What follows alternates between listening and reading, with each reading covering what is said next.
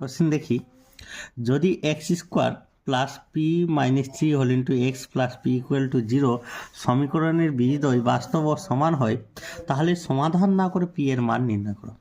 আমাদের এই অঙ্কটা করার আগে আমাদের একটা জিনিস জানতে হবে। আমাদের একটা সূত্র আছে যে বাস্তব ও সমান কখন হবে, যখন বি স্কোয়ার মাইনাস 4ac সমান 0। বাস্তব ও সমান কখন হয়, যখন b square minus 4ac greater than 0। আর কখনো বাস্তব বীজ পাবো না কখন, যখন b square minus 4ac less than 0 হয়। তাহলে আমরা আমাদের কোশ্চেনে যেহেতু বলেছি যে বাস্তব ও সমান হবে, তাহলে আমরা কি লিখতে পারি, বি স্কোয়ার মাইনাস 4ac সমান 0। তাহলে অঙ্কটা করি। আমরা সূত্র কি জানলাম, বি স্কোয়ার মাইনাস 4ac সমান কি 0। এখানে বি কত, বি হলো পি মাইনাস 3 তার স্কোয়ার, 4 এ কত এক্সের সহগ যা হবে, এক্সের সহগ 1, আর সি কত, সি হলো পি ইকুয়াল টু কত 0। তাহলে আমরা পরবর্তী লাইনটা দেখি।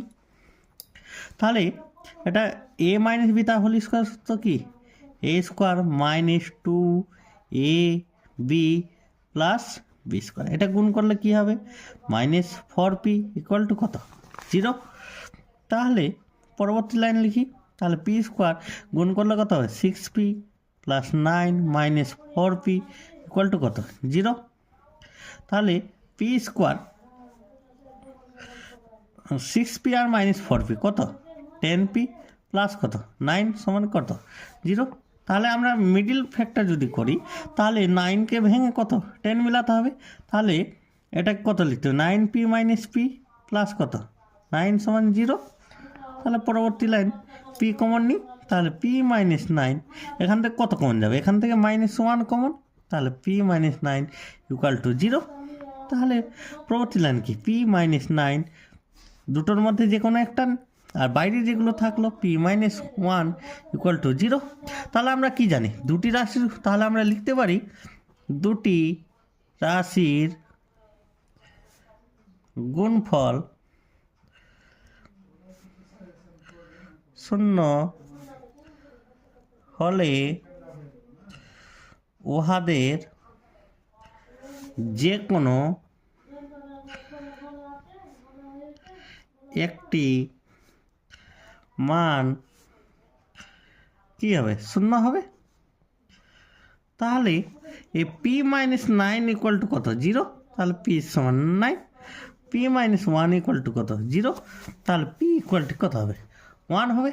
এবার তাহলে পি এর মান কত, পি এর মান হলো 1 অথবা 9। দেখো তোমরা বুঝতে পারলে কি না। পরবর্তী কোশ্চেন দেখো, যদি 2x plus 1 by x equal to 2 হয়, তাহলে x by 2x square plus x plus 1 এর মান কত।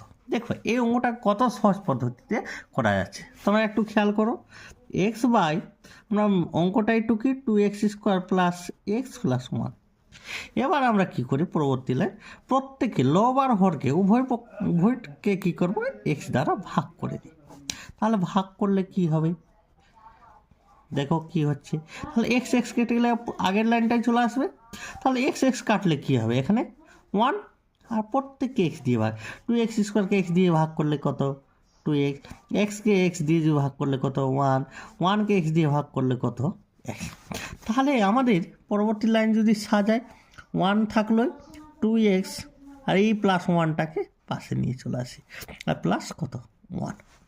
তাহলে পরবর্তী line 2x plus 1 by x সমান, দেখো এখানে তোমরা এখানে দেখো কত 2 দেওয়া আছে, তাহলে 2 প্লাস কত 1। তাহলে পরবর্তী লাইনটা 2 প্লাস 1 মানে 3। দেখো এই অঙ্কটা খুবই ইম্পর্টেন্ট, এটা 2018 মাধ্যমিকে দিয়েছিল। দেখো এই কোশ্চেনগুলো প্রায় মাধ্যমিক ধরে। দেখো কোশ্চেনটা কি দিয়েছে, যদি x মাইনাস 2 তার whole square plus x plus y তার হোল স্কোয়ার ইকুয়াল টু 0 হয়, তাহলে y এর মান কত। আমাদের একটা জিনিস মনে রাখতে হবে যে দুটো বর্গের যখন সমষ্টি 0 হয়, তাহলে আমরা যে কোনো একটির মান কি লিখতে পারি, 0 লিখতে পারি। তাহলে দেখো, তাহলে x মাইনে আমরা আগে অঙ্কটা টুকে নিই, এক্স প্লাস 2 তার square plus x plus y তার হোল স্কোয়ার ইকুয়াল টু 0। তাহলে আমরা ভাষা যদি লিখি, তাহলে দেখো দুটা বর্গের সমষ্টি 0 হলে উহাদের যে কোনো একটি মান 0 হবে। তাহলে x মাইনাস 2 ইকুয়াল টু কত, তাহলে 0। তাহলে এক্স ইকুয়াল টু কত 2। ঠিক same x plus y equal to 0, তাহলে এক্স ইকুয়াল টু কত -y। তাহলে এক্সের মান কত আমাদের এখানে, তাহলে বলছে ওয়াই এর মান কত, তাহলে ওয়াই এর মান তাহলে কত, তাহলে কত হবে ওয়াই এর মান যেহেতু চাইছে, তাহলে এ পরবর্তী লাইনটা দেখো তো -y ইকুয়াল টু 2, তাহলে ওয়াই এর মান কত হবে -2। দেখো এরপরে কোশ্চেন কি আছে, 5x square minus 3x plus K equal to 10, সমীকরণের বীজদ্বয়ের গুণফল -2 হলে কে এর মান কত। দেখো এই ধরনের অঙ্ক কীভাবে করা যায়, তাহলে 5x square minus 3x plus K equal to কত 10, এই 10টাকে এদিকে নিয়ে আসি, তাহলে 5x square minus 3x plus কে, তাহলে এটা -10 প্লাস 10 এদিকে আসলে, তাহলে আমাদের একটা সূত্র আমাদের জানা উচিত, জানতে হবে A x square plus B x plus C equal to কত 0। তো আমাদের যখন এভাবে সমীকরণটা থাকে তখন আমাদের আলফা প্লাস বিটা সমান কী হয় -p/a, আর আলফা ইন্টু বিটা সমান হয় c/a। তাহলে আমরা এখানে সেগুলো কিছু করার প্রয়োজন নেই, আমাদের এখানে এ কত, এ হলো 5, বি কত -3, সি কত কে -10। তাহলে আমাদের বলে দিয়েছি যে আলফা দুটো বীজদ্বয়ের গুণফল হবে -2, তাহলে আলফা ইন্টু বিটা সমান কি জানেন c/a, তাহলে সি কত, সি হলো কে -10, আর এ কত, এ হলো 5, সমান আমাদের গুণফল বলেই দিয়েছে কত হবে, তাহলে -2। তাহলে কে -10, তাহলে বজ্র গুণন করলে কত হবে -10। তোমরা দেখো পরবর্তী লাইন, তাহলে কী লিখতে পারি কে -10, আর এই +10 যদি এদিকে চলে আসে কী হবে +10, তাহলে কে ইকুয়াল টু 0। এগুলো এই ধরনের কোশ্চেন মাধ্যমিকে প্রায় জিজ্ঞেস করে, খুব সহজ পদ্ধতিতে। দেখো